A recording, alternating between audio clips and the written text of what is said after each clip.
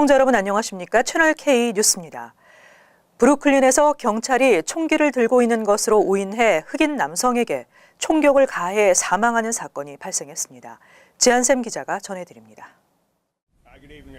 테런스 모노엔 뉴욕시 경찰국장이 어제 브리핑을 통해 밝힌 내용에 따르면 경찰은 오후 4시 40분께 브루클린의 한 교차로에서 갈색 자켓을 입고 있는 흑인 남성이 은색의 총기로 보이는 것을 행인에게 겨누고 있다는 몇 건의 전화를 받고 현장으로 출동합니다. 경찰이 현장에 도착했을 때 설명과 일치하는 남성을 발견했고 용의자가 다가오는 경찰들을 향해 양손을 모아 총을 쏘는 자세를 취하자 출동한 경찰들은 그에게 총 10발을 발사했습니다. 용의자는 구급차에 실려 인근 병원으로 이송됐으나 사망했습니다. 현장에서는 총기가 아닌 깡통이 달린 쇠파이프가 발견됐습니다. 사망한 용의자는 34살 사이드 바셀로 알려졌습니다. 사이드의 아버지는 사히드는 조울증을 오랫동안 알아왔지만 예의 바르고 친절하며 누구에게도 위협을 가하지 않는 사람이라고 밝혔습니다. 채널 K 뉴스 지한샘입니다. 이민서비스국이 앞으로 반송된 영주권 카드나 노동 허가증에 대해 60일 내에 연락이 없으면 자동 폐기 처리한다고 밝혔습니다. 수취인 불명 등 배달 불능 사유로 반송된 영주권 카드, 노동 허가증, 여행 허가 서류 등은 수취인으로부터 60일 내에 연락이 없을 경우 폐기 처분한다고 이민서비스국이 발표했습니다. 따라서 이민 서류 신청자들은 주소 변경이 있을 경우 10일 내에 웹사이트에 나와 있는 절차에 따라 신고해 줄 것을 당부했습니다. 특히 이민 전문가들은 이민서비스국에서 서류가 수속 중인 경우에는 케이스를 처리하고 있는 이민국 오피스에 따로 전화나 온라인으로 신고할 것을 권고하고 있습니다. 특히 영주권, 노동허가 등 카드 발급이 관련됐을 경우에는 카드가 중간에 분실되거나 반송되지 않도록 더욱 주의해야 한다고 전했습니다. 이민서비스국에 따르면 외교관, 정부 대표이거나 30일 이내 미국 체류하는 무비자 입국자를 제외한 모든 외국 국적자는 거주지 주소가 변경되면 10일 내에 이를 보고해야 하며 이를 위반할 경우 최대 $200의 벌금이나 30일의 구류에 처해질 수 있으며 최악의 경우 추방 사유도 될 수 있습니다. 뉴욕주가 악덕 고용주 단속을 강화하면서 체불된 임금을 돌려받은 근로자가 크게 증가했습니다. 체불 임금 피해자 대부분은 이민자들입니다. 지난해 뉴욕주 노동국 수사력 강화와 피해 근로자 지원 확대로 체불 임금 환수 규모가 크게 증가했습니다. 뉴욕주는 2017년 체불 임금 환수 규모가 전년도보다 $130만 늘어난 총 $3,500만 넘었고 체불된 임금을 돌려받은 근로자도 2016년 2만 7천여 명에서 3만 6,446명으로 9천여 명 증가했다고 발표했습니다. 주정부는 지난 2015년 근로자 임금 착취 관행을 근절시키기 위해 전담 태스크포스를 발족시킨 바 있습니다. 태스크포스는 임금 착취를 당하는 대부분의 근로자가 이민자들이며 고용상의 보복이 두려워 피해 사실을 신고하지 못하는 사례가 늘어나자 중재팀과 보복 예방팀을 구성해 고용주와 근로자를 동시에 접촉해 체불된 임금을 돌려받을 수 있도록 했습니다. 임금 체불의 유형은 종업원에게 정당한 급여를 지급하지 않고 팁만 지급하거나 최저 임금 규정을 어긴 경우, 또 오버타임 수당을 정상적으로 지급하지 않고 최종 급여 지급을 미루는 경우 등입니다. 뉴욕시에서 총 $1,556만 환수됐고 롱아일랜드에서 $518만여, 업스테이트 중부 허드슨 지역에서 $410만여 환수됐습니다. 한편 주정부는 노동국 수사 인력 증원을 위해 2018-2019 회계년도에 $100만 추가 예산을 포함시켰습니다. 한인 학생들이 한국의 역사를 미국 교과서를 통해 배우게 해달라며 주 교육국과 출판사에 보낸 편지가 긍정적인 답변을 얻어냈습니다. 교과서 출판사 맥그로힐이 앞으로 초중고교 일반 사회 교과서에 한국의 역사와 문화를 적극적으로 반영하겠다는 의사를 밝혔습니다. 맥그로힐은 지난해 7월 교과서를 통해 한국의 역사와 문화를 배울 수 있게 해달라는 한인 청소년들의 편지를 검토하고 학생들의 제안을 학술 디자인 편집팀과 공유하고 교육팀에서는 학생들이 추천하고 제안한 내용을 철저히 검토할 것이라는 내용의 답장을 보낸 것으로 알려졌습니다. 앞서 한인 학생 50여 명은 맥그로힐을 포함해 호튼, 미플린, 피어슨 등 출판사 6곳에 편지를 보내 한국의 삼국시대, 불국사, 석굴암, 금속활자와 직지심체요절, 훈민정음, 일제강점기와 독립운동가의 활약, 독도, 위안부, 그리고 한국전쟁과 경제발전까지 다양한 내용을 실어 미국 친구들과 함께 배우고 싶다는 내용을 전달했습니다. 학생들은 당시 같은 내용의 청원 편지를 캘리포니아주 교육부에도 전달했습니다. 한인 학생들이 교과서 출판사나 주 교육부에 이런 취지의 편지를 보낸 것은 처음 있는 일이었고 긍정적인 답변을 얻어낸 것도 이례적인 일입니다.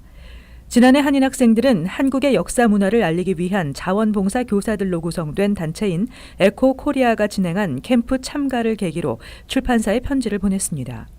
에코 코리아는 오는 8월 6일에서 9일 2018 YKAA 역사문화 캠프를 열어 미국 교과서에 나올 한국 문화, 한국 현대사, 미국 사회 속 한인 역사와 한국을 알리는 방안 등의 주제를 놓고 토론할 예정입니다. 최근 들어 소득 기준의 범위를 확대해 입주자 모집에 나서는 신축 서민 아파트들이 늘어나고 있습니다.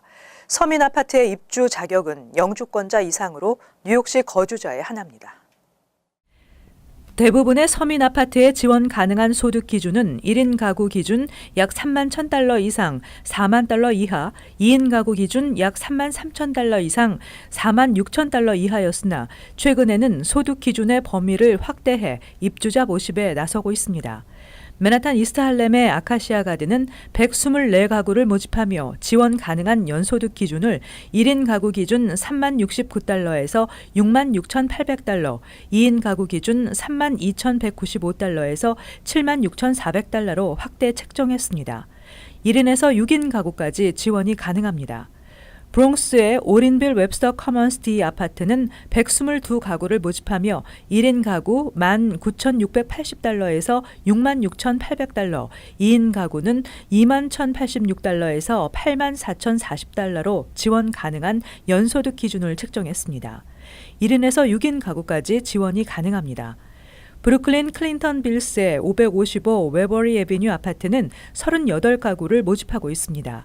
소득 기준은 1인 기준 27,086달러에서 4만 $80, 2인은 27,360달러에서 4만 $5,840달러입니다. 브롱스 크레스톤 번사이드는 5월 21일까지 105가구의 입주자를 모집하고 있으며 1인 가구 기준 연소득 14,949달러에서 6만 $120, 2인 가구는 16,046달러에서 9만 $1,680입니다. 또 브루클린의 클린턴 힐 325 라파이트 애비뉴 아파트는 35가구를 모집하면서 1인 가구 기준 지원 가능한 소득 6만 $9,600에서 8만 $6,840, 2인 기준 7만 $3,543에서 9만 $9,320로 책정했습니다. 구입한 주택을 유지하는 데 뉴욕이 가장 많은 소득이 필요한 것으로 나타났습니다. 집값의 20%를 다운페이할 경우 뉴욕은 연간 최소 $35만 이상의 소득이 필요하고 LA의 경우 연소득 $150만여 달러가 필요한 것으로 나타났습니다.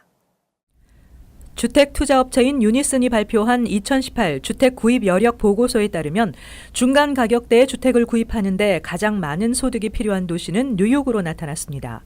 뉴욕시의 주택 중간값은 $160만 달러에 이 가격대의 주택을 10% 다운페이먼트하고 구입하려면 무려 $41만 $8,482의 연소득이 필요하고 20%를 다운페이먼트해도 $35만 달러의 소득이 필요한 것으로 나타났다고 CNBC가 보도했습니다. 주택 중간값이 $130만 달러에 달하는 샌프란시스코도 주택 구입에 필요한 연소득이 각각 10% 다운페이먼트 할 경우 $35만 달러, 20% 다운페이 할 경우 $29만여 달러에 달했습니다.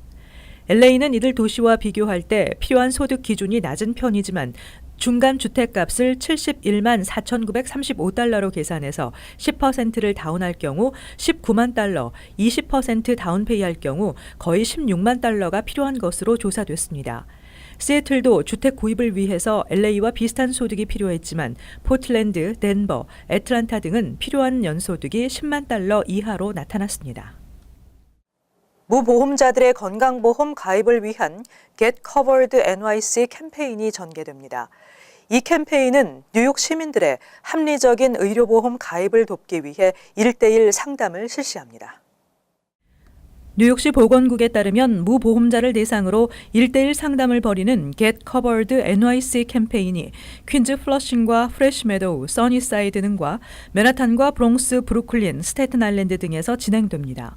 빌 드블라지오 뉴욕시장은 뉴욕 시민들이 합리적인 의료 서비스를 제공받기 위해 Get Covered NYC를 통해 의료보험에 가입할 수 있도록 지속적인 캠페인을 전개할 계획이라고 밝혔습니다. 뉴욕시는 이번 캠페인을 통해 무보험자들의 연소득 수준 등을 고려해 메디케이드나 에센셜 플랜, 메트로 플러스의 퀄리파이드 헬스 플랜 등에 가입하도록 할 예정입니다. Get Covered NYC를 통한 보험 가입을 원하는 희망자는 311로 전화하거나 877-877 번호로 Covered NYC라고 문자 메시지를 보내면 됩니다. Get Covered NYC 캠페인 장소와 일정은 뉴욕시 홈페이지에서 찾아볼 수 있습니다. 뉴욕시 전철역 개보수 공사가 당초 계획보다 축소됩니다. 뉴욕시 전철역의 심각한 노후로 공사 규모가 커져 공사 예산이 2배로 늘어났기 때문입니다. 메트로폴리탄 교통공사는 각 전철역마다 노후한 시설이 추가로 발견되면서 개보수 공사의 예산이 부족해짐에 따라 공사 계획이었던 32개 전철역 가운데 20개 역의 공사를 우선 진행하고 나머지 12개 역의 공사는 잠정 연기한다고 월스트리트저널이 어제 보도했습니다. 조 로타 MTA 회장은 공사 규모가 당초 계획보다 커졌다며 총 예산 9억 3,600만 달러의 대부분이 19개 전철역 개보수 공사에 사용된다고 밝혔습니다. NW 전철의 30에비뉴, 36에비뉴, 39에비뉴역을 비롯해 1, 2, 3번 전철의 34스트리트역, C전철의 53스트리트역, 스태튼 아일랜드 레일웨이의 리치몬드 밸리역 등 총 20개 전철역은 이번 프로젝트에 포함돼 이미 공사가 완료됐거나 곧 마무리될 예정입니다. 그러나 나머지 12개 전철역은 오는 2020년에 시작하는 새로운 5개년 계획으로 넘겨지게 됐습니다. 한편 개보수 공사 계획을 대대적으로 발표했던 앤드루 쿠오모 주지사는 MTA의 공사 축소 발표에 대해 공식 입장을 밝히지 않고 있는 가운데 일각에서는 전철 신호 시스템 향상에 예산을 우선 투자해 만성 지연 운행을 개선해야 하는 상황에서 성급하게 전철역 공사에 손을 댔다는 비판도 나오고 있습니다. 뉴욕시 정부가 공공도로에서 페달 보조 전기 자전거 이용을 합법화할 전망입니다. 뉴욕시에서 배달용 대체 수단으로 이용되면 교통 정체 현상에도 일조할 것으로 기대되고 있습니다. 빌 드블라지오 시장은 시 교통국이 뉴욕시 공공도로에서 전동 페달 보조 방식의 전기 자전거 이용을 합법화할 것이라고 발표했습니다. 그러나 손잡이에 부착된 레버를 누르거나 돌려 자전거를 움직이는 방식의 스로틀 방식의 전기 자전거는 포함되지 않아 앞으로도 일반 도로나 공원 등에서 이용할 수 없습니다. 새 규정이 제정되면 시정부는 스마트폰 애플리케이션을 이용해 자동 잠금 해제를 하고 원하는 곳에 반납할 수 있는 도크리스 자전거 공유 시스템에 페달 전기 자전거를 활용한다는 계획입니다. 이외에도 각종 배달용 또는 교통 대체 수단으로 이용할 수 있게 돼 날로 심화되는 교통 정체 문제를 해소하는 데 일조할 것으로 기대되고 있습니다.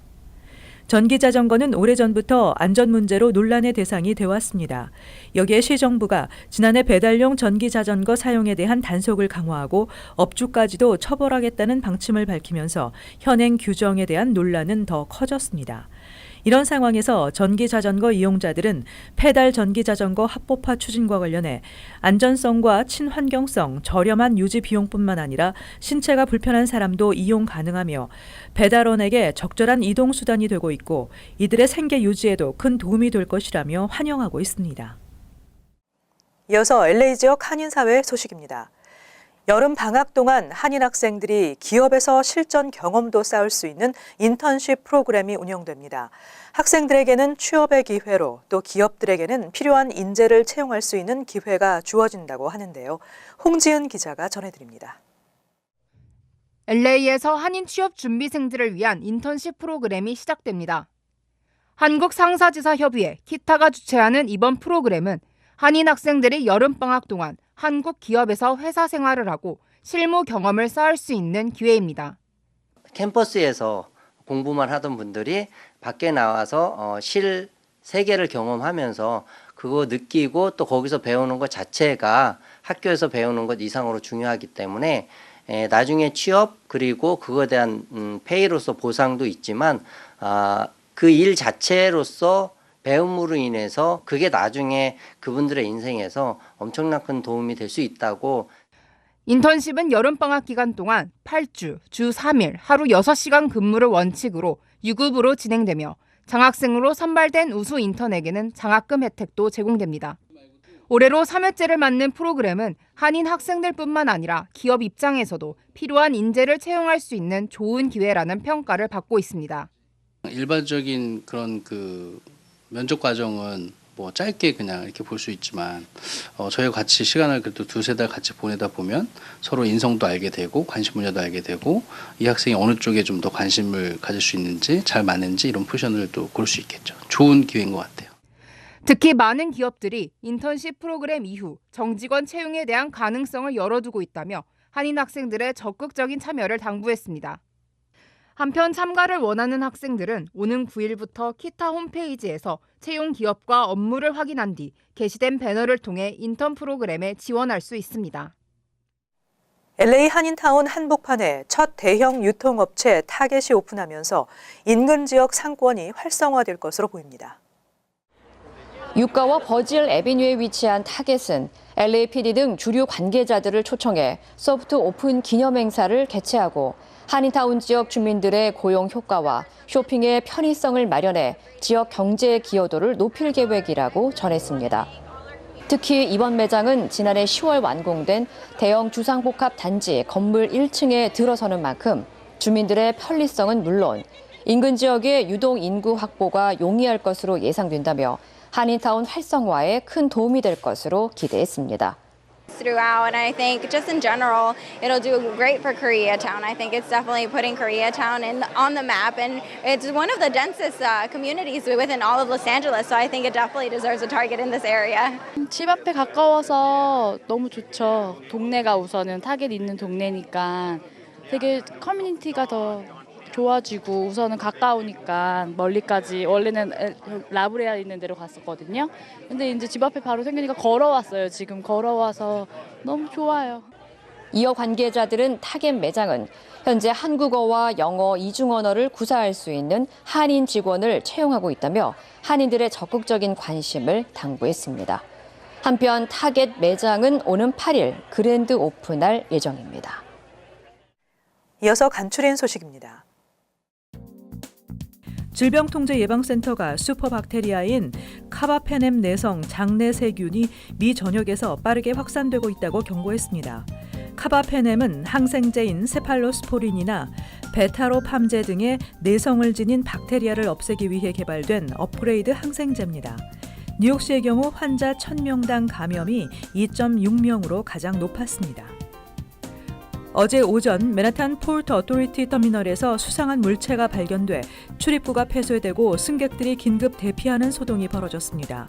경찰과 주방위군은 신속하게 터미널의 8에비뉴 출입구와 지하철과 연결되는 통로 등을 폐쇄하고 승객들을 긴급 대피시킨 후 조사를 벌인 결과 하얀 가루는 인체에 유해하지 않은 세탁세제였던 것으로 판명됐습니다.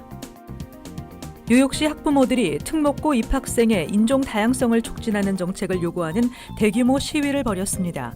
3일 뉴욕시청 앞에서 200여 명의 학부모들은 최근 취임한 카란자 교육감에게 현재 아시안 학생들이 특목고를 장악하고 있다며 모든 인종과 지역의 학생들이 동등한 기회로 특목고에 입학할 수 있는 방안을 마련해달라고 목소리를 높였습니다. 앤드루 쿠오모 뉴욕 주지사는 중범죄 용의자를 구금해 신문할 경우 비디오 녹화를 의무화하는 법이 시행에 들어갔다고 밝혔습니다. 이 법에 따르면 경찰과 교정시설, 검찰 등 형사집행기관은 중범죄 용의자를 신문할 때 비디오 녹화를 의무적으로 실시해야 합니다. 사건에 대한 비디오 신문을 하지 않을 경우 법원에서 증거로 인정받을 수 없게 됩니다. 계속해서 환율과 증권 소식입니다.